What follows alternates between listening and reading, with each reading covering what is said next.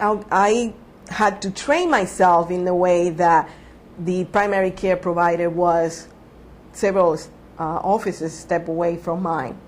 So, and the case manager were the same distance, so that I could pick up the phone and or just walk around the hall, down the hall, and they will be there, and I could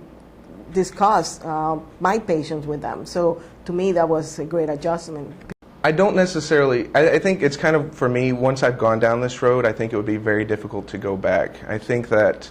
having access, as a social worker, to a patient's medical records, to being able to communicate with their medical provider, being able to communicate with their psychiatrist, to take that away, I think would be near impossible, because I was able to see patients who came into me with a diabetes diagnosis or an HIV diagnosis, and then I was able to communicate with their medical provider and see how their medical treatment is going and integrate that into how the behavioral health treatment is going, because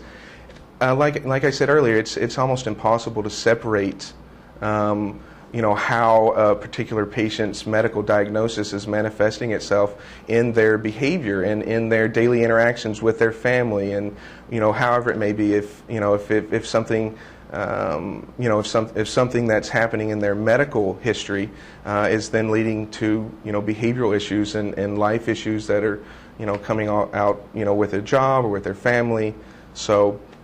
I don't really see, I think even if I say went into private practice or something, it still would be impossible for me to not have that collateral interaction with their medical providers or whoever else that might be providing their care. It's not a simple undertaking. So it takes some determination to do that, and administrative capacity to make it work, and some determination to see through the obstacles, and it's it takes some commitment to make it happen.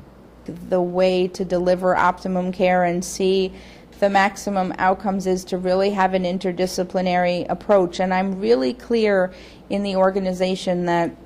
even though I have a behavioral health background as a social worker and a psychologist, that integration, a small piece of integration is the integration of primary care and behavioral health, and that presents enormous challenges, and certainly someone could stay busy doing that. But it's also about